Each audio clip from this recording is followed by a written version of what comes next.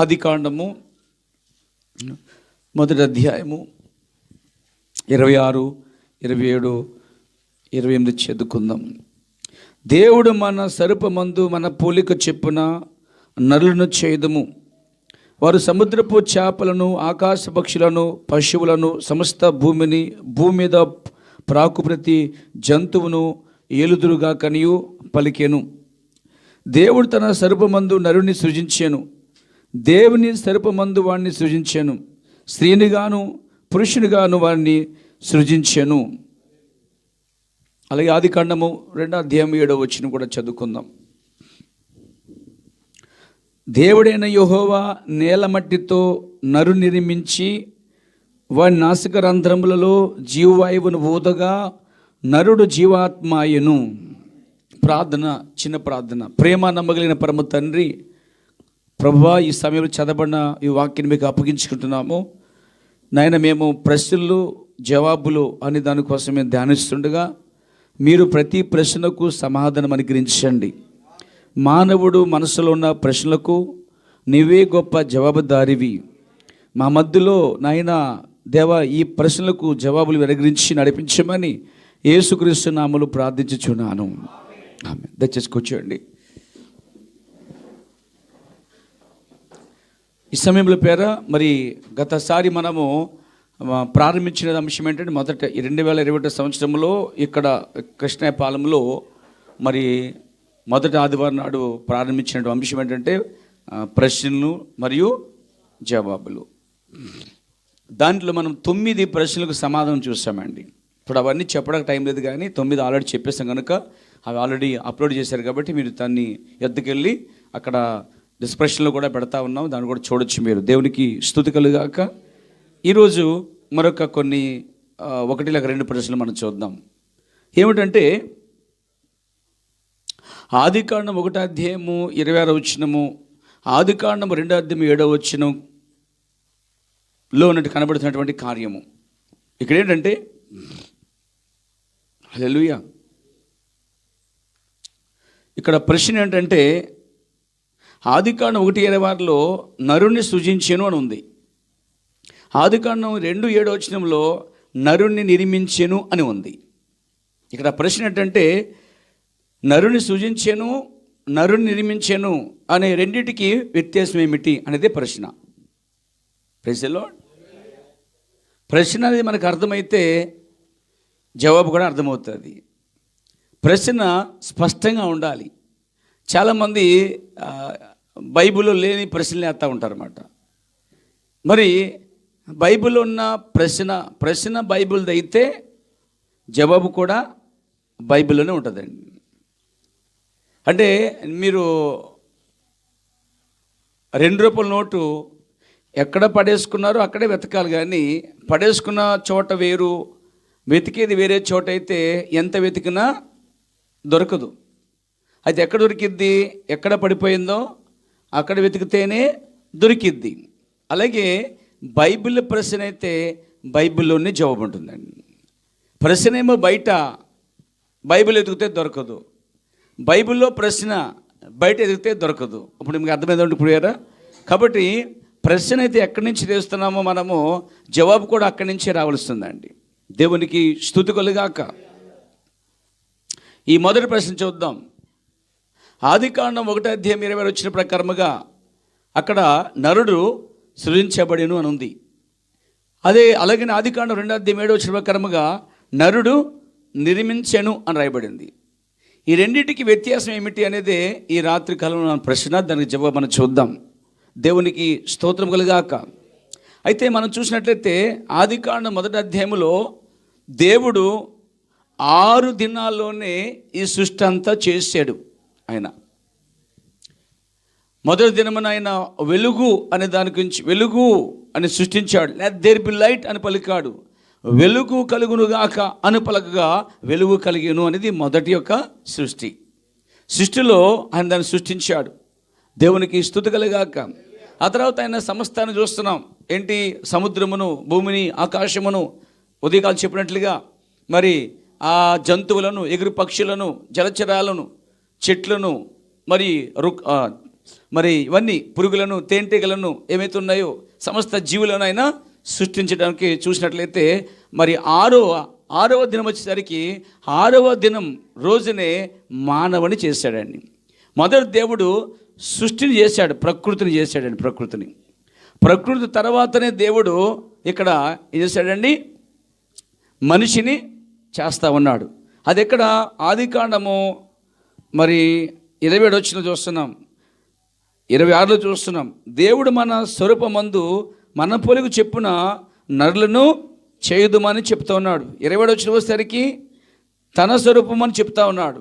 మన స్వరూపంకి తన స్వరూపం తేడా ఏమిటి? అది కూడా ఒక భాగమైంది. దేవునికి స్తుతి కలుగాక. అయితే ఈ బైబిల్లో ప్రశ్నలన్నిటికీ కూడా ఈరోజు బైబిల్ నుంచే దేవుడు తన ప్రవక్త అయిన విలియం బ్రహ్మ ద్వారా సమాధానం చెప్పడం జరిగింది. హల్లెలూయా.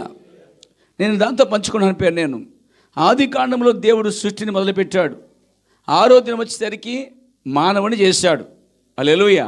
అంటే నరుని చేశాడు. హల్లెలూయా. అయితే 6 దినాలను చేసేసాడా అనే ప్రశ్న వస్తుంది బయట. అయితే దేవుని దృష్టికి ఒక దినము 1000 దినములు. అంటే ఆయన మన దృష్టికి చూడండి, మన దృష్టికి 1000 దినములు అయితే దేవుని దృష్టిలో ఒక దినమండి. అంటే దేవుడు 6 దినాల్లో సృష్టి చేశాడంటే దేవుని దృష్టిలో 6 దినాలు అయితే దేవుని దృష్టిలో ఒక దినము, మన దృష్టిలోనైతే సోదరుడా 1000 సంవత్సరములు. హల్లెలూయా. ఒక దినము 1000 సంవత్సరములండి. దేవునికైతే ఒక దినము, మనుషులకైతే 1000 సంవత్సరములు. ఇప్పుడు కనుక మీరు వెళ్ళారనుకోండి, యేసుప్రభు నువ్వు రావట్లేదు, ఎప్పటి నుంచో చిన్నప్పటి నుంచి వస్తున్నాను, పాలు తండ్రి కాడి నుంచి నేను ముసలిదాన్ని అయిపోయాను, నువ్వు రావట్లేదు ఏంటి, అందరూ వస్తారని చెప్తున్నారు, ఎన్ని సంవత్సరాలు అయిపోయింది అని అడిగావనుకో, నిన్నే వచ్చానంటాడండి ఆయన. ఏమంటాడు? నిన్నే వచ్చాను కదా, ఎన్ని సంవత్సరాలు అంటావేంటి అంటాడు ఆయన. ఎందుకని? మానవుడి వయస్సు 100 సంవత్సరాలు. అధిక బలం ఉంటేనే 80 సంవత్సరాలు, మహాపోతే 100 సంవత్సరాలు. 105 వేసుకోండి, 130 వేసుకోండి. ఈ రోజులో అయితే 80 కష్టం. అయినా అది కూడా ఆయాసము దుఃఖమై ఉండాలన్నాడు ఆయన. కాబట్టి మనుష్యుడు 100 సంవత్సరము లోపే ముగించేస్తున్నాడు. 100 సంవత్సరములు ఇంకా 900 సంవత్సరాలు ఉండాలి. అంటే 1000 సంవత్సరాలు భూమి మీద బతికి నరుడే లేడండి. మెతూషేల అనేటువంటి ఒక వ్యక్తి దగ్గరగా వచ్చాడు, కానీ ఆ వ్యక్తి కూడా భూమి మీద 1000 సంవత్సరములు బ్రతకలేదండి. అందుకే దేవుడు భూమి మీద 1000 సంవత్సరములు ఈ భూమిని పరిపాలించబోతా ఉన్నాడు. 1000 సంవత్సరములు ఈ భూమిని 1000 ఏండ్ల పాలనగా చేయబోతున్నాడండి ఆయన. అంటే నరుడు సృష్టించబడి నుంచి ఏ రోజు నరుడు 1000 సంవత్సరాలు బతకలే. 900 వరకు వచ్చాడు, కానీ 1000 వరకు బతకలే. అయితే ఒక రోజున దేవుడు ఈ మనుషులకి 1000 సంవత్సరములు బతికేటట్టు ఇస్తున్నాడండి ఆయన. 1000 ఏండ్ల పాలన. దేవునికి స్తోత్రం కలుగాక. 6 దినాల్లో చేశాడు. అర్థం ఏంటంటే మన దృష్టిలో 6000 సంవత్సరములు. దేవునికి స్తుతి కలుగును గాక, దేవునికి మహిమ కలుగును గాక. సరే, ప్రశ్నకి వద్దాం. ఇక్కడ దేవుడు నరుని నిర్మించెను అని మాట చూస్తున్నాం. నిర్మించడం వేరండి, సృజించడం వేరు. మొదట 1:26లో సృజించెను అని కనిపిస్తుంది. ఆదికాండం 2:7లో నిర్మించెను అని కనిపిస్తుంది. సృజించేదానికి నిర్మించేదానికి వ్యత్యాసాన్ని కనుక మనం తెలుసుకోగలిగితే మరి నిజంగానే చాలా అద్భుతమైన భవిష్యత్తులో అనేక విషయాలు మనం తెలుసుకోగలుగుతాం. హల్లెలూయా. చూడండి, ప్రతి ప్రశ్నకు ఉత్పత్తి గ్రంథం అంటే ఆదికాండమే సమాధానం ఇచ్చేది ఉంది. ప్రారంభ గ్రంథంలోనే ప్రశ్నలు ఉన్నాయి, జవాబులు ఉన్నాయండి. దేవునికి స్తుతి కలుగాక. కాబట్టి ఇక్కడ మనం చూస్తున్నాం, మొదటి ప్రశ్న ఏంటంటే దేవుడు నరుని సృజించును. అసలు సృజించడం అంటే ఏమిటి? అసలే దేవునికి మహిమ కలుగాక. దేవుడు మొట్టమొదట నరుణ్ణి హల్లెలూయా ఎలా సృజించాడంటే ఆయన అన్నిటిని సృష్టించుకుంటూ మాట్లాడుకుంటూ వస్తున్నాడు అని పలకగా అవన్నీ వస్తూ ఉన్నాయి. చివరిగా 6వ దినమున దేవుడు ఏం చేశాడంటే ఒక నరుడు కలుగునుగాక అన్నాడండి. హల్లెలూయా. నరుడు కలుగునుగాక అన్న పలకగానే ఒక నరుడు వచ్చాడండి. హల్లెలూయా. అంటున్నారా? దేవునికి స్తోత్రం కలుగాక. మొదటి అధ్యాయంలో మనం చూసినట్లయితే నరుడు అనే మాట మనం చూస్తున్నామండి. ఎలా సృజించడనగా పలుకుడు ద్వారా వెలుగుని, జీవుల్ని, జంతువుల్ని, జలచరాలని నోటి మాట ద్వారా ఎలా అయితే సృజించాడో అలాగే ఇక్కడ నరుని కూడా సృష్టించాడండి. హల్లెలూయా. ఇప్పుడు ఆయన ఆత్మలో ఉన్నాడు. దేవునికి స్తుతి కలుగాక. ఆయన ఆత్మలో ఉన్నప్పుడు ఆయన మన పోలికన చేద్దాము అని చెప్పాడండి దేవుడు. ఇక్కడ మన పోలికనని ఎవరితో చెప్తున్నాడు ఆయన? ఈ కాల ప్రవర్తనాడు. హల్లెలూయా. ఈ కాల ప్రవర్తనాడు ఆదికాండం 1వ అధ్యాయంలో 20వ వచనంలో దేవుడు మన స్వరూపమందు మన పోలిక చెప్పున నరులను చేయుదుము. మన పోలికని దేవుడు ఎవరితో చెప్తున్నాడు, ఎవరితో మాట్లాడుతున్నాడు అంటే ప్రవర్తనాడు మరొక జీవితో ఆయన మాట్లాడుతున్నాడు అన్నాడండి. హల్లెలూయా. మరొక జీవితో మాట్లాడుతూ ఉన్నాడు. అక్కడ ఒక జీవి ఉంది. హల్లెలూయా. ఆ జీవి కూడా దేవుని పలుకులోనే ఉంది. కాబట్టి మన పలుకు చెప్పిన నరులను చేద్దాం అనుకున్నాడండి. కాబట్టి దేవుడు ఏం చేశాడు? కలుగునుగాక అన్నాడండి. అప్పుడు ఆత్మ వచ్చిందండి. దేవునికి స్తుతి కలుగాక. ఆ ఆత్మలోనే స్త్రీ ఆత్మ కూడా ఉంది. దేవునికి స్తుతి కలుగాక. వింటున్నారా? నాతో ఉన్నారా? ఇప్పుడు ఒకే సృష్టించబడినటువంటి ఆత్మలో పురుషు ఆత్మ, స్త్రీ ఆత్మ రెండు ఉన్నాయండి. హల్లెలూయా. ఇప్పుడు అది ఎంతకాలం పట్టిందో మనకు తెలియదు, కానీ ఆ తర్వాత ఆయన ఏం చేశాడంటే ఆదాము అనే పేరు పెట్టకముందు అతడు ఒక ఆత్మగా ఉన్నాడు. దేవుడు ఎలాగైతే ఆత్మగా ఉన్నాడో ఆదాము కూడా ఆత్మగా ఉన్నాడు. హల్లెలూయా. దేవుని నామమున మహిమ కలుగాక. ఏమంటాడంటే ఆయన సృష్టిలో మొట్టమొదటగా సృజించబడినది వెలుగై ఉండవచ్చును. మీరు కిందకు చూచి వచ్చినట్లయితే చిట్ట చివరిగా చేయబడిన సృష్టి ఏమిటి? ఒక మనుష్యుడు. పురుషుని ద్వారా స్త్రీ అనేది వచ్చినది, కానీ మొదట ఒక మనుష్యుడు. ఇక్కడ మనుష్యుడు ఏంటి? ఇక్కడ ఆదికాండం 1:26 వచనంలో నరుడు సృజించబడెను, 2:7లో నరుడు నిర్మించబడెను. ప్రవర్తనడు దేవుడు ఇద్దరు మనుషులను చేసిన అన్నాడండి. అర్థమైంది మీకు? ఇద్దరు మనుషులు ఏంటంటే బాబు, అసలు ఇప్పుడు దాకా ఒకడే కదా అనుకుంటున్నాం మనం. సో ఇద్దరు మనుషులు అంటే ఆత్మ ఒక మనుషుడు. పౌలు చెప్తున్నాడు పేరా, మీకు తెలుసా? పౌలు మీ నరుని ఆత్మ యెహోవా పెట్టిన దీపము అన్నాడండి. ఇప్పుడు ఆ దీపమే ఆత్మయి ఉన్నది. ఒక మనిషి చనిపోయినప్పుడు ఇలా అంటాం మనం, ఆయన వెళ్ళిపోయాడు అంటాం, ఆయన చచ్చి పోయాడు అంటాం. అదని అడిగింది, చచ్చి పోయాడు అంటాం. కానీ ఇక్కడ బాడీ ఉంటుంది. దీని ఏమంటారు? భౌతికమైన శరీరం. దీనికే పౌలు అంటాడు స్వాభావికమైన మనుషుడు అంటే కంటికి కనిపించే మనుషుడు శరీరం. తర్వాత ఆత్మ సంబంధ మనుష్యుడు అంటే ప్రకృతి సంబంధ మనుషుడు ఉన్నాడు, ఆత్మ సంబంధ మనిషి కూడా ఉన్నాడండి. దేవునికి స్తుతి కలుగాక. అంటే దేవుని చేత సృష్టించబడినది నీలో ఉన్న ఆత్మ, నాలో ఉన్న ఆత్మ. ఇది రక్త మాంసం ధరించక మునుపు, మట్టి శరీరం రాక మునుపు ఇది ఒక ఆత్మయి ఉన్నది. హల్లెలూయా, హల్లెలూయా. నాతో ఉన్నారా? దేవుడు మొట్టమొదట సృష్టి అంతా అయిపోయిన తర్వాత తన పొలుగు చెప్పున ఒక నరుణ్ణి సృజించాడండి. ఆయన ఒక్కడే కనబడుతున్నాడు ఇప్పుడు. హల్లెలూయా. నాతో ఉన్నారా? దేవుడు ఆత్మ గనక దేవుడు ఆత్మయుడు కాబట్టి ఆ మొదటి మనుష్యుడు కూడా ఆత్మయ్య ఉన్నాడండి. దేవునికి స్తుతి కలుగాక. దీనికి ప్రవక్త అన్నాడు, దేవుడు ఇద్దరు మనుషులను చేశాను. ఎప్పుడు? ఆదికాండం 1:20 మొదటి మనుష్యుడు. ఈ మొదటి మనుషుడు ఎవరంటే అసలైన సిసలైన మనుష్యుడు. హల్లెలూయా.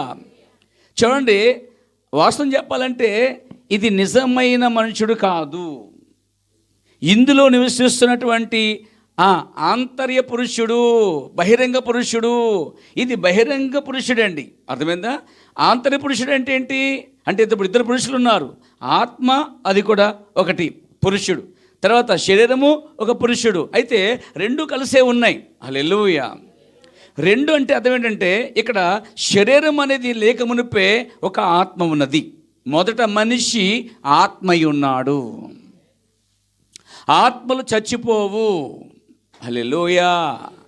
మట్టి శరీరాలకే మరణం ఉంది, కానీ ఆత్మకు మరణమే లేదు.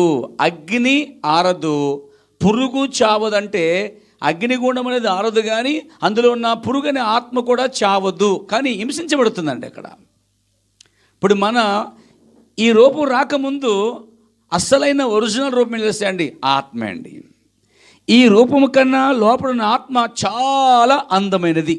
అది దేవుని పోలికలో చేయబడింది అండి. అది విషయం. ఇక్కడ నాతో ఉన్నారా? దేవునికి స్తుతి కలుగాక. చూడండి 26వ వచనంలో, దేవుడు మన స్వరూపమందనగా ఎవరితో చెప్తున్నాడని ప్రవర్తనాడు, మరొక జీవితో ఆయన మాట్లాడుచున్నాడు అంటున్నాడండి. అంటే ఇవన్నీ చేయబడక మునిపే దేవుడు ఇవన్నీ చేసిన తర్వాత అప్పుడు ఇక్కడ నరుణ్ణి కలుగురుగా కనగానే ఒక ఆత్మ వచ్చింది. ఇంకా పేరు పెట్టలే. అర్థమైందండి? ఆత్మ, నరుడు లేక మనిషి. హల్లెలూయా. ఇంకా ఆయన మట్టి తీసుకుని మమ్మ చేయలే.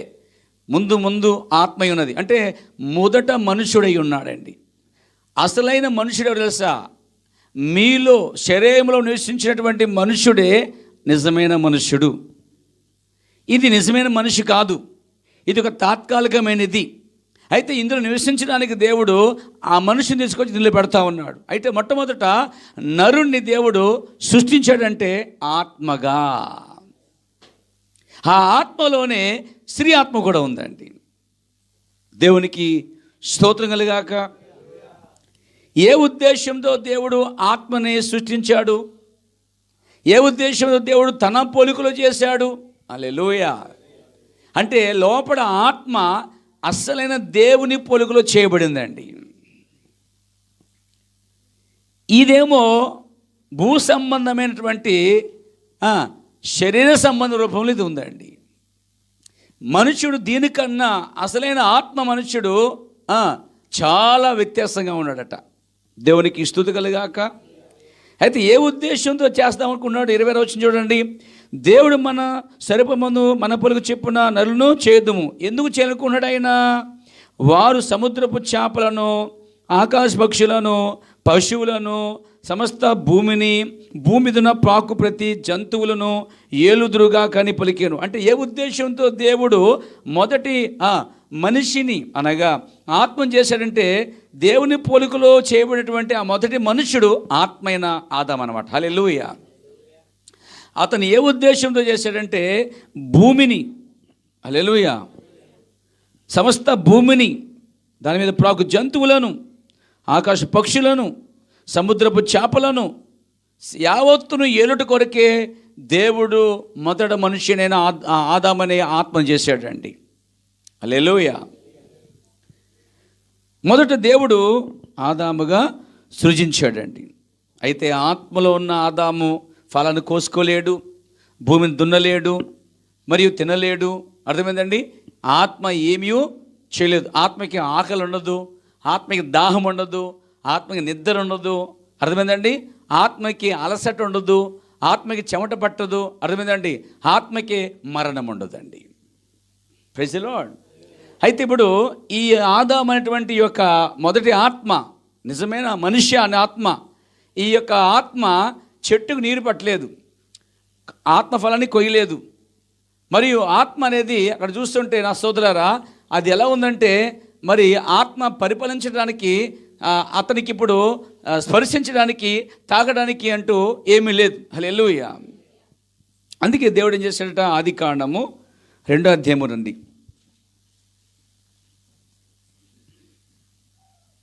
5వ వచనం. అది వరకు పొలమందలి ఏ పొదయు భూమి మీద నుండలేదు, పొలమందలి ఏ చెట్టును మలవలేదు. ఎలానగా దేవుడని యెహోవా భూమి మీద వాన కురిపించలేదు, నేలను సేద్యపరచుటకు, గమనించండి, నేలను సేద్యపరచుటకు నరుడు లేడు. సేద్యపరచుడు అంటే ఏంటి?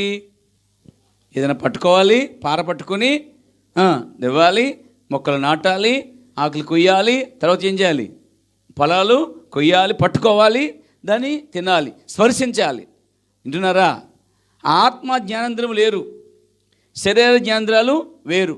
శరీరానికి చూపు, తర్వాత వాసన, వినికిడి, రుచి, స్పర్శ అనే 5 జ్ఞానేంద్రాలు ఉన్నాయి శరీరానికి. అయితే ఇప్పుడు శరీరం చేయబడలేదు, ఇంకా ఆత్మలో ఉన్నాడు. కాబట్టి సేద్యపరచుటకు నరుడే లేడు. సేద్యపరచడానికి నరుడు లేకపోతే ఎలా వెళ్తాడు? అంచేత ఆత్మ అనేది ఏలలేదు. ఏలాలంటే ఆత్మకి ఒక శరీరము కావాలి. అంటే మొదటి మనుషునికి, సృష్టించబడిన మనుషునికి దేవుడు భూమిని అంతటిని ఏలమని చెప్పాడు, దున్నమని చెప్పాడు, సేదపరచమని చెప్పాడు. హల్లెలూయా. మాటతో ఆజ్ఞాపిస్తే అవన్నీ కూడా కలగాలని చెప్పాడు. కాబట్టి ఇప్పుడు అతనికి దేవుడికంట అక్కడ చూస్తున్నాము, సేదపరచుటకు నరుడు భూమి మీద, అవునండి, నేలను సేదపరచుటకు నరుడు లేడు. అయితే ఆవిరి భూమి నుండి లేచి నేల అంతటిని తడిపేను. దేవుడిని యెహోవా నేల మట్టితో నరుడు నిర్మించి, ఇక్కడ ఏం చేస్తాడు? ఇప్పుడు ఆయన మొదట ఆదాము అనేటువంటి ఆత్మ చేశాడండి.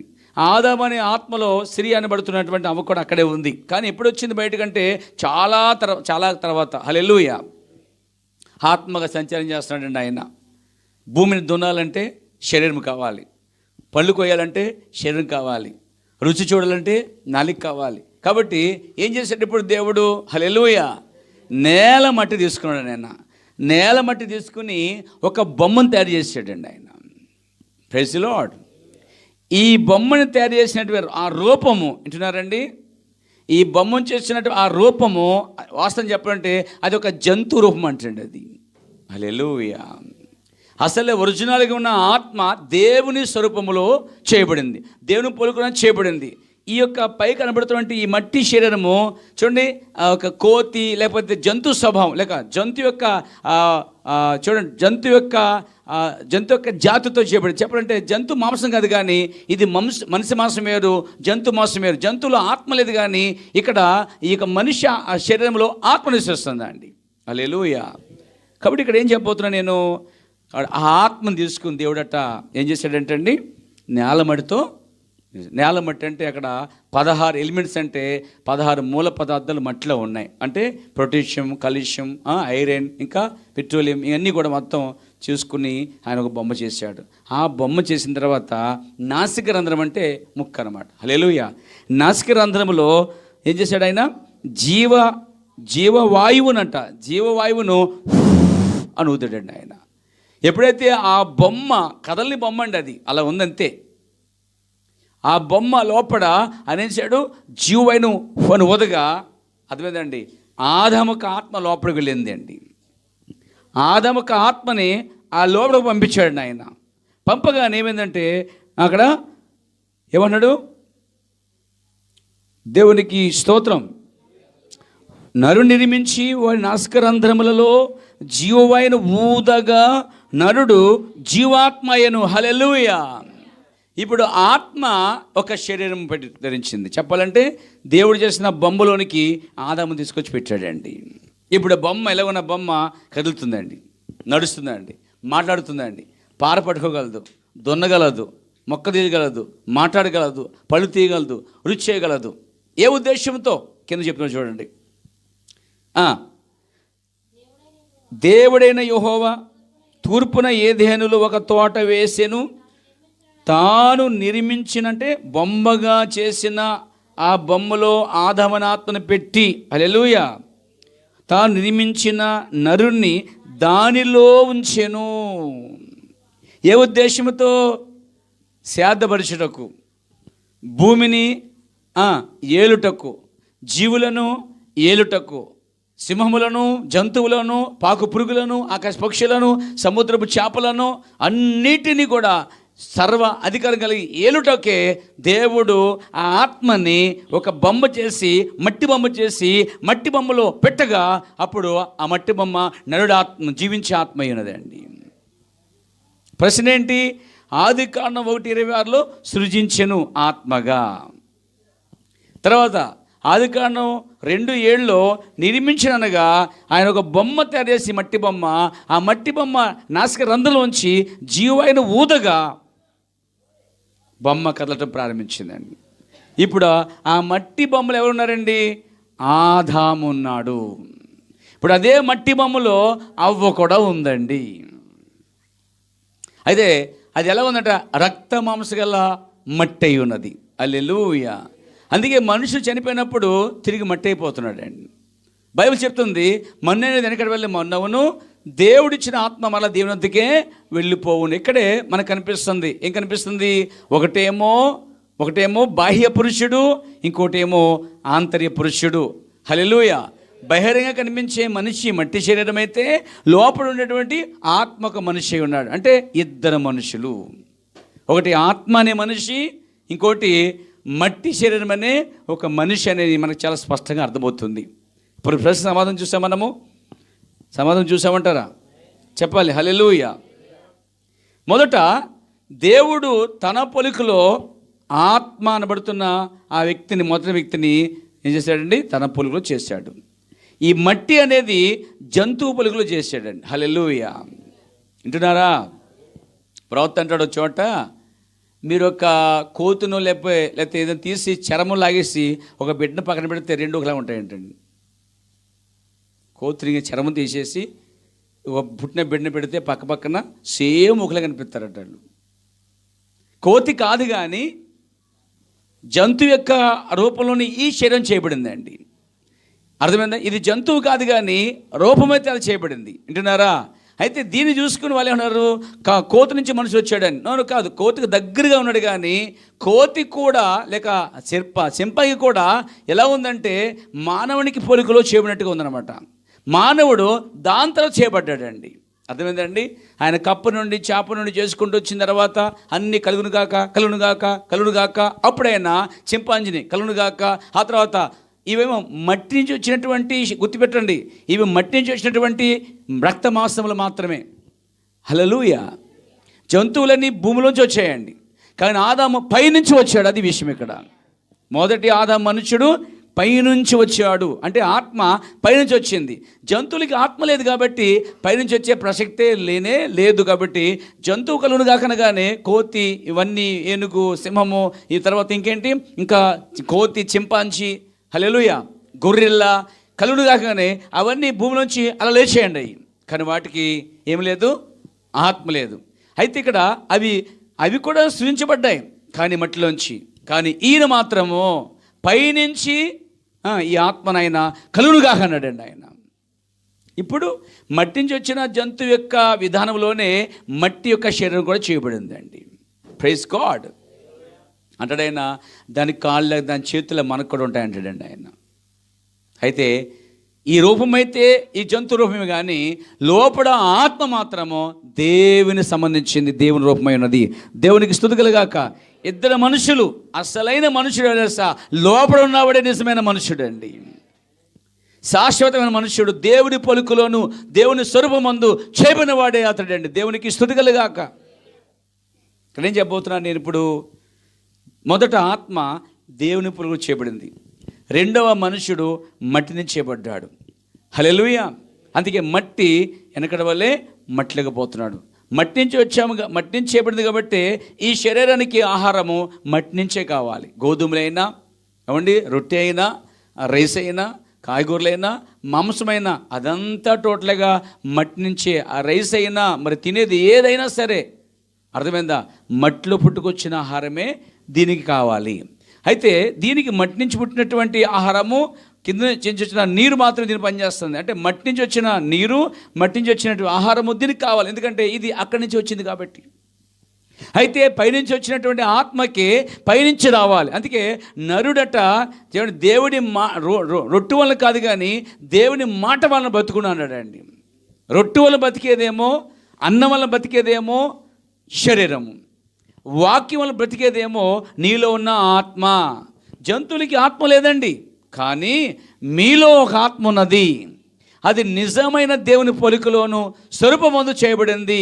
దానికి ఆహారము దేవుని వాక్యమై ఉన్నది. అందుకే దీన్ని మనం పెట్టాలి. మన ఆత్మకి ఎంత పెడతామో లోపల అంత బలంగా ఉంటుంది. మన శరీరానికి ఎంత పెడతామో అంత బలంగా ఉంటుంది. దేవునికి స్తుతి కలుగాక. కాబట్టి మొదటి ప్రశ్న ఏంటి? దేవుడు తన పోలికలో ఆత్మని సృజించాడు. అది మొదటి మనిషి. రెండోసారి దేవుడు ఏం చేశాడు? అక్కడ నేల మట్టి తీసుకుని నిర్మించాడు. ఇక్కడ బిల్డింగ్లు నిర్మిస్తారు కానీ సృజించడండి. దేవుడు సృజించాడు ఇక్కడ తన పోలికలో, తన స్వరూపమందు. మరణం లేదు, దుఃఖం లేదు, కన్నీరు లేదు, వ్యాధి లేదు, మరి శరీరం లేని ఒక ఆయన తయారు చేశాడు. దేవునికి స్తుతి కలుగాక. ఇక్కడ మాత్రం ఆత్మను తీసుకురావడానికి నేల మట్టితో చేశాడు. మొట్టమొదట ఆత్మను దేవుని పోలికలో చేశాడు, అది సృజించబడింది. రెండోది శరీరము భూ సంబంధమైన మట్టి నుంచి తయారు చేయబడింది. హల్లెలూయా. దానికి మరణం ఉంది, వ్యాధి ఉంది. దేవునికి స్తుతి కలుగాక. తర్వాత రెండో ప్రశ్న, ఈ స్త్రీ ఎట్లా వచ్చింది?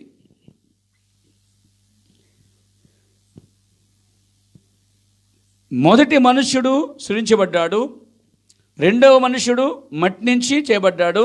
అర్థమైందండి? ఈ మాటకు వస్తే మట్టి శరీరము, దేవునికి స్తుతి కలుగాక, మట్టి శరీరంలో ఆత్మను పెట్టాడు. ఇప్పుడు అతడు జీవాత్మ అయ్యాడు. ఇప్పుడు ఏదేం తోటను దున్నగలడు, సేదపరచగలడు, పండించగలడు, పలకగలడు, మరియు కొయ్యగలడు. అందుకే ఆదాము తప్పు చేసినప్పుడు వెళ్ళి ఏం కోసేసాడు? ఆకులు కోసి కట్టేసుకున్నాడు. అది ఆత్మలో అయితే తప్పే చేయవలసిన లేదు ఆత్మలో. కాబట్టి స్పర్శించడానికి ఏమీ లేదు అక్కడ. కాబట్టి ముందు మనుషుడు తన పొలుగులు చేయబడి, ఆ తర్వాత మట్టి రూపం చేయబడినప్పుడు నిర్మించబడిన మట్టిలోనికి ఆ మనుషుడిని దేవుడు పంపించాడు. ఇప్పుడు ఆదాము ఏమంటే అతనికి ఆదాముని పేరు పెట్టారు. హల్లెలూయా. నరుడు. కాబట్టి అతను సంచారం చేస్తున్నాడు. ఏదేను తోటలో దేవుడు అతను తీసుకొచ్చి పెట్టాడండి. అనగా మొత్తం ఏదేను తోట ఎలా ఉందంటే అక్కడ మిగతా అన్నిటికీ అదే ప్రధాన కేంద్రంగా ఉంది. హల్లెలూయా. అక్కడే ఉండి అక్కడ కూర్చుని ఆయన పరిపాలిస్తున్నమాట, అంతా కూడా పరిపాలిస్తూ ఉన్నాడు. అయితే ఇలా పరిపాలించినప్పుడు దేవుడు అన్నాడు, ఆదామా ఇట్లా అన్నాడు. వచ్చాడు. జంతువులకి అన్నిటికి పేరు పెట్టమన్నాడు అండి. పక్షులకి అన్నిటికీ పేరు పెట్టేశాడు. మొగది ఆడది వస్తే అన్ని జాతలుగా వస్తున్నాయి, మేల్ ఫీమేల్ అన్నీ చెప్పిన తర్వాత అతనికి ఆలోచన వచ్చింది, నా జత పక్షి ఏది, నా జత ఏది ఎక్కడ ఉందని ఎత్తుకుంటే ఒంటరిగా ఉన్నాడు. అర్థమైంది మీకు? అన్నిటిని జతగా చేస్తున్నప్పుడు మరి నాదేది అని వెతుక్కున్నప్పుడు అసలు తన లోపడే ఉన్నది, తనకు కూడా తెలియదు. అప్పుడు ఏం చేసిన 20వ వచనంలో, అప్పుడు ఆదాము సమస్త పశువులకు, ఆకాశ పక్షులకు, సమస్త భుజంతులకు పేర్లు పెట్టాను, అయినను ఆదామునకు సాటైన సహాయము అతను లేకపోయాను. ఇప్పుడు ఆదాముకి సాటైన సహాయం కావాలన్నది ఆలోచన దేవునికి ముందే ఉంది. అయితే ఆదాము ఆలోచించక మునిపే ఆదాములోనే అవ్వని దేవుడు పెట్టించాడు. సాటైన సహాయం అనేది దేవుడే నిర్మించాడు. ఇక్కడ ఏదేం తోటలో ఒక ఆదాము వాడే ఈ ఆదాముకి సాటైన సహాయం చేయాలనుకున్నాడు దేవుడు. ముందే ఆల్రెడీ పెట్టేశాడు. ఎప్పుడైతే జంతువుని చూశాడు ఆదాము, తనకు అనిపించింది నాకు తోడేదని చూశాడు. నిజమే. హల్లెలూయా. హల్లెలూయా. ఆ జంతువులు ఎప్పుడైతే ఉన్నాయో అవి ఒకటొకటి తోడుగా ఉండి అవి ఏం చేస్తున్నాయి? సంతానాభివృద్ధి చేస్తూ దేవుని నియమమును పాటించుకుంటూ అవి ఒకరు సహకరించుకుపోతా ఉన్నాయి దేవుని సృష్టిలో. అలాగే మానవుడి సృష్టిలో కూడా దేవుడు చేస్తాడంటే నరుణ్ణి చేసినప్పుడు దేవుని ఉద్దేశం ఏంటంటే లోపల సాటిన సాయిని ఆయన పెట్టాడు. హల్లెలూయా. ఆదాము ఆలోచించక మునిపే దేవుడు ముందే ఆలోచించి పెట్టాడండి. ఆదాముకి ఆలోచన రాగానే ఆదాముకి గాఢనిద్ర కలగజేసి పక్కడెముకు తీసాడండి. ప్రవక్త అన్నాడు, స్త్రీ పురుషుడి కొరకే కానీ పురుషుడు స్త్రీ కొరకు చేయబడలేదు అన్నాడండి. ఆమేన్. చూడండి, 1 కొరింథీ పత్రిక,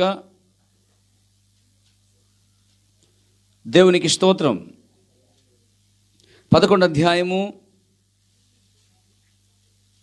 9వ వచనం చదువుకుందాం. మరియు స్త్రీ పురుషుని కొరకే కానీ పురుషుని స్త్రీ కొరకు సృష్టింపబడలేదు అన్నాడండి. ఏ ఉద్దేశంతో ఆదాము చేశాడు? సమస్త ఏలుటకు. ఆదాము సమస్తం ఏలుట అంటే అధికారం చెలాయించుట, అధికారంగా ఉండి నాయకుడిగా ఉండి నడిపించడానికే పురుషుని చేశాడండి. ఈరోజు కుటుంబాల్లో కూడా సంఘాల్లో కూడా పురుషుడు చేశాడు దేవుడు అండి. అనగా పురుషుడే కుటుంబాన్ని వెళ్ళాలి, పురుషుడే సంఘాన్ని వెళ్ళాలి, కానీ స్త్రీ మాత్రము సంఘాన్ని పురుషుని వెళ్ళకూడదు. ఎందుకంటే అంటాడు ఆయన ఒక చోట, ఏమంటాడంటే ఆయన, దేవునికి స్తోత్రం కలుగాక, ఓ దేవునికి మహిమ కలుగాక. నాతో ఉన్నారా? హల్లెలూయా. ఏమంటాడంటే ఆయన, నా ప్రియ సోదరులారా, ఒక మాట చెప్తా ఉన్నాడు. దేవునికి స్తుతి, ఆమేన్, హల్లెలూయా. నాతో ఉన్నారండి? ఏమంటాడంటే ఈయన ఒక మాట చెప్తా ఉంటాడు. చూడండి, దేవుడు పురుషుని చేసిన ఉద్దేశం ఏంటంటే భూమిని ఏలుటకు, సముద్రమును, చేపలను ఏలుటకు, పురుగులను ఏలుటకు. అలాగే యేసుక్రీస్తు అనే పురుషుడు కూడా సంఘాన్ని ఏలుటగా చేయబడ్డాడండి. అలాగే పురుషుడు భర్త అనేవాడు భార్య మీద, పిల్లల మీద, కుటుంబం మీద పూర్తి అధికారం కలిగి ఉండాలి. అలాగే సంఘములో పురుషుడే మాట్లాడాలి, స్త్రీ మాట్లాడకూడదు. ఎందుకనగా God is not a women, God is a man అన్నాడండి. దేవుని స్తుతి కలుగాక. దేవుడు స్త్రీ కాదట, దేవుడు పురుషుడై ఉన్నాడట అండి. విన్నారండి? అందుకే భూమి మీద మొట్టమొదట ఆయన ఎవరు చేశాడు? పురుషుని చేశాడండి. బ్రహ్మ అంట ఆడదని చేశాడంటండి. బ్రహ్మ ఆడదని చేసి కొంచెం అందంగా ఉంటే పెళ్లి చేసుకుంటాం అన్నాడంటండి. పారిపోతుంటే బలవంతంగా పాడు చేశాడంటండి. ఏం దేవుడు అండి వాడు? ఈయనైతే తన పోలుగులో చేసుకున్నాడు. కాబట్టి ఆయన ఏం చేశాడు? ఈ స్త్రీని, విన్నారా బ్రదర్, విన్నారా? స్త్రీని ఆదామును తీసాడండి. దానికి ఏమంటే పురుషుడు దేవుని సృష్టి, స్త్రీ అట సృష్టి చేయబడలేదంట అండి. చేయబడిన దాంట్లో చేయబడింది అంటే ఉపోత్పత్తి. అంటే దేవుని సృష్టిలో నుంచి ఆదాము వచ్చాడు, ఆదాములోంచి ఏమో అవ్వ వచ్చిందండి. నాతో ఉన్నారు ఇప్పుడు? ఓ దేవునికి మహిమ కలుగాక. హల్లెలూయా. దీనికి ఏమన్నాడైనా? Praise God. దేవుడటండి సృష్టి అయి ఉన్నాడట. స్త్రీ డైరెక్ట్గా సృష్టిగా చేయబడలేదంట అండి. దేవుడు జంతువులు కలుగుగాక ఆదాము కలుగుగాక అన్నట్టు అవ్వ కలుగుగాక అనలేదంటండి. అర్థమైందండి? ఇక్కడ తేడా ఏంటంటే ఆదాముని దేవుడు గాఢనిద్రలో తీసుకువెళ్ళి ఎముక తీసాడనమాట అండి. మళ్ళీ పూడ్చాడు మాంసంతో. ఆ ఎముకని స్త్రీగా నిర్మించాడట. ఆది కాండంలో మనం చూస్తాం ఆ కార్యాన్ని. దేవుడికి స్తుతి కలుగాక. 2వ అధ్యాయము మనం చూస్తున్నాం 22వ వచనంలో. చూడండి, ఆ మాంసముతో పూడ్చివేసాను. తర్వాత దేవుడైన యెహోవా తాను ఆదాము నుండి తీసిన ప్రక్కన ఎముకను స్త్రీగా నిర్మించి, ఇదిగో స్త్రీని నిర్మించాడండో, సృష్టించలేదు. అర్థమైంది మీకు? దేవునికి స్తోత్రం కలుగాక. ఆదాము కలుగును గాక, అవ్వ కలుగును గాక లేదు. ఆదాము కలుగును కానప్పుడు ఆదాములో స్త్రీ ఉందండి. కాబట్టి ఇప్పుడు ఆ స్త్రీని బయటకు తీయడానికి ఏం చేశాడైనా? ఎముక లాగాడండి. ప్రవక్త అంటాడు, ఎముకను, మాంసమును, ఆత్మను కూడా లాగాడంట ఆయన అండి. దేవునికి స్తుతి కలుగాక. స్త్రీగా నిర్మించెను. ఎలా ఇప్పుడు 2వ ప్రశ్న ఏంటంటే, స్త్రీ ఎలా నిర్మించబడిందంటే ఆదాము వల్లే కాదు. ఇంకో బొమ్మ చేసి అయినా ఆ బొమ్మలోకి స్త్రీ ఆత్మ పంపలేదు, కానీ చేయబడిన బొమ్మలోంచే, ఆదాము అనేటువంటి బొమ్మలోంచే ఎముక తీసి ఆ ఎముకని స్త్రీగా నిర్మించాడట. దేవునికి స్తుతి కలుగాక. యేసుక్రీస్తు అనేటువంటి ఆయన సిలువ ద్వారానే ఈ భూమి మీద స్త్రీ అనే వధువు అనేది ఏర్పరచబడింది, లేక నిర్మించబడినది. అలాగే పురుషుల్లోంచే ఆ స్త్రీ అనేది నిర్మించబడింది. దేవునికి స్తుతి కలుగాక. కాబట్టి పురుషుని వల్లే ఈ స్త్రీ నిర్మించబడలేదు. ఆదాము దేవుని సృష్టి అయి ఉన్నాడు. నాతో ఉన్నారా? మరి అవ్వ ఏంటంటే ఉపోత్పత్తి, అనగా ఉపసృష్టి అంటారు దాన్ని. దేవునికి స్తోత్రం కలుగాక. నాతో ఉన్నారు ఇప్పుడు? కానీ దేవుడు తన యొక్క మొదటి మనిషిని చేసినప్పుడు మీరు గమనించినట్లయితే ఆయన తన యొక్క పోలిక చెప్పున నరుని చేశాను. ఆమేన్. ఏమిటి ఇది? మనం చూస్తుంటే దేవుడు మొట్టమొదట ఆదామును చేసినప్పుడు అవ్వను అలా చేయలేదండి. అవ్వని మాత్రం సృష్టిలో నుంచే సృష్టి చేశాడండి. అందుకే స్త్రీ అంట డైరెక్ట్గా రాలేదండి, ఆదాములో తీయబడింది. ఆమేన్. అంటే డైరెక్ట్గా రాలేదు కాబట్టి ఇప్పుడు దేవుడు పురుషుడై ఉన్నాడు, స్త్రీ కూడా పురుషుడు కూడా, ఇక్కడ మగవాడు కూడా పురుషుడై ఉన్నాడు. దేవుడు ఆడదు కాదు. అందుకే ఆ కారణం బట్టే సంఘం పైన పూర్తి హక్కు, అధికారము నడిపించేవాడు, మరి బోధించేవాడు, మరి సువార్త చెప్పేవాడు పురుషుడు కానీ స్త్రీకి అనుమతి లేదు. ఉత్పత్తి గనక స్త్రీ యొక్క నిర్మాణం ఏంటంటే పురుషుల్లోంచే ఆదాలోంచే తీయబడింది. ఆమె ఉత్పత్తి కానీ స్వయంగా సృష్టించబడలేదు కాబట్టి ఆమె ఎంతో బలహీనరాలండి. ఆమెన్. అయితే ప్రవర్తనాడు ఈనాడు అమెరికాలో స్త్రీయే దేవత అయిపోయింది, స్త్రీని దేవుని చేసేసారు, దేవతను చేసేసి పురుషుడు దిగజరిపోయాడు అన్నాడండి. అవును, స్త్రీ ఎప్పుడు స్త్రీగానే ఉండాలండి. సంఘం ఎప్పుడు క్రీస్తుకు లోబడే ఉండాలి. అందుకే స్త్రీ సంఘం మీద కానీ ఇంట్లో కానీ పురుషుని మీద కానీ అసలు పెత్తనం అనేది అధికారం దేవుడు ఇవ్వలేదు. ఎందుకంటే ఆమె ఉపోత్పత్తి కానీ దేవుని సృష్టి కాదు, దేవుడు చేసిన సృష్టిలోంచి తీయబడింది బట్టి స్త్రీకి ఆధిక్యత లేదు. ఆ కారణం బట్టి స్త్రీ సంఘములో మౌనంగా ఉండవలసిందే కానీ స్త్రీ సంఘములో ఉపదేశించడానికైనాను బోధించడానికైనాను ఆమెకి సెలవు లేదు. పురుషుని మీద అధికారం పెత్తనం చేసే అధికారం కూడా ఆమెకి లేదు. ఎందుకంటే ఆమె ఆదాము వలె రాలేదు, పురుషుని వలె రాలేదు, ఆదాము వలె చేయబడలేదు. ఆమె ఆదాము నుంచి తీయబడింది. ఆదాము దేవుని సృష్టి, స్త్రీ ఆదాములో చేయబడినటువంటి సృష్టి అయి ఉన్నది. కాబట్టి ఇది మీరు అర్థం చేసుకోవాలి. దేవునికి స్తోత్రం కలుగాక, దేవునికి మహిమ కలుగాక. చూడండి, ఇక్కడ అతడు మరి యొక్క మాటలు చెప్పాలంటే ఆదామై ఉన్నాడు. దేవుని యొక్క అల్ప సృష్టిలో మొదటి సృష్టి ఏమనగా తనంత తానుగా ఉన్న దేవుడే. అప్పుడు దేవునిలో నుండి లోగోస్ బయటకు వచ్చాను. హల్లెలూయా. లోగోస్ దేవుని యొక్క కుమారుడు. అప్పుడు లోగోస్ నుండి వాక్యం ఉన్నటువంటి ఆది వాక్యమును, వాక్యము దేవుడును, ఆ వాక్యము దేవుడేనను, ఆ వాక్యం శరీరధారి మన మధ్య నివసించను. లోగోస్ నుండి నరుడు బయటకు వచ్చాను అన్నాడండి. హల్లెలూయా. ఆదాము ఎలాగైతే చేయబడ్డాడో, మొదటి ఆదాము ఆత్మనే సృజించబడ్డాడు. రెండవ బొమ్మ ఆ మట్టి శరీరము, రెండవ మనుషుడు, రెండు కలిసినప్పుడు ఒక సంపూర్ణమైన మనుషుడు అనబడ్డాడు. దేవునికి స్తుతి కలుగాక. అయినా మనుషుడు భూమి మీద మరణం పొందుతా ఉన్నాడు పేరు. ఎందుకంటే ఆజ్ఞని మీరుటి వలన మరణం పొందుతా ఉన్నాడు. కాబట్టి మొదటి ప్రశ్న ఏంటంటే అది ఇక్కడ 1:26లో సృజించబడిను, అది ఇక్కడ 2:7లో నిర్మించబడిను. సృజించబడుటనగా పలికిన ఆత్మ, నిర్మించబడనగా మట్టి నుంచి చేయబడినటువంటి మనుషుడు, రెండు కలిసినప్పుడు నరుడు జీవాత్మయను. స్త్రీ రెండో ప్రశ్న, స్త్రీ ఎలా వచ్చిందంటే దేవుడు చేసినటువంటి ఆదాములోంచే అనగా సృష్టిలో నుండే ఉపసృష్టిగా ఆమె బయటికి వచ్చిందన్నమాట. అందుకే ఆమె పురుషునికి లోబడి జీవించవలసి ఉన్నది, పురుషుని కలిగి ఉండవలసి ఉన్నది. హల్లెలూయా, హల్లెలూయా. దేవుడి వాక్యం దీవించును గాక. ఈ రెండు ప్రశ్నలు దేవుడు అంగీకరించును గాక. ప్రార్థన చేసుకుందాం. మహాపరిశుద్ధ తండ్రి, జీవం గల మా ప్రభువా, ఈ సమయంలో దేవుడు చెప్పబడిన మాటలు దీవించండి, ఆశ్రయించి ప్రభువా. ఈ రాత్రి రెండు పరిస్థితులు మేము చూసాం ప్రభువా. మరి నిజముగా సృష్టించబడిన నరుడు, నిర్మించిన నరుడు ఏమిటో మేము చూస్తాం. మూడోది ప్రభువా, మరి ఆ స్త్రీ అలా వచ్చింది, ఆ స్త్రీ పురుషుల్లోంచి చేయబడింది. స్త్రీ పురుషుని కొరకే చేయబడింది కానీ పురుషుడు స్త్రీ కొరకు కాదని చెప్పబడింది ప్రభువా. కాబట్టి నరుడు అంటుంటే మంచిది కాదని నువ్వు ఆలోచించిన వాడవై ఈ భూమిని ఏలుటక్కున్నాయినా అక్కడ పురుషుని తీయబడిన మరి స్త్రీని మరి చాటన సాంగి ఇచ్చి ఈ భూమి మీద వారిని ఇద్దరు ఏలుటకు నడిపించావు ప్రభువా.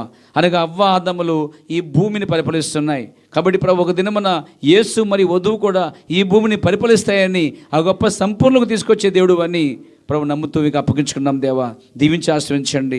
ఒక దినమున మేము ఆ సంపూర్ణమైనటువంటి స్థితికి పొంది నాయన ఆ గొప్ప హక్కును పొందిన వారమే. ఒకప్పుడు అవ్వ ఆదాములు ఎలా భూమిని వెళ్ళారో ఆ స్థితిలో రెండవ ఆదాము మరియు అవ్వ అనబడి రెండో అవ్వ కలిసి ఈ భూమిని ఏలబోతున్నారని మేము నమ్ముతున్నాం. ప్రభువా, దీవించండి, ఆశ్రయించండి నాయన. ఈ మట్టి ఉన్నంత వరకు నాయన నీకు మహిమార్థమే జీవించే భాగ్యం దయచే ప్రభువా. దేవ, ఈ శరీరం పోయినప్పుడు నాయన వాక్యశయంలోకి వచ్చినప్పుడు నీతో సదాకాలం గొప్ప భాగ్యం ఇస్తున్నావు తండ్రి. దేవా, వ్యాధులకు కూడా మేము ఉన్నాం ప్రభువా. ఒక దినమని ఇవన్నీ విడిచిపెట్టినప్పుడు నిజమైన స్వరూపంలోనికి దేవా, నిజమైన ఆ తీర్పులోకి వచ్చినప్పుడు ఈ భూమిని దేవా మహిమ శరీరంలో ఉన్నప్పుడు దేవా ఈ అలబోతున్నామని స్తుతిస్తున్నాం తండ్రి. దీవించి ఆశ్రయించి మహిమ తెచ్చుకో ప్రభువా. యేసుక్రీస్తుని ప్రార్థిస్తున్నాము. ఆమేన్.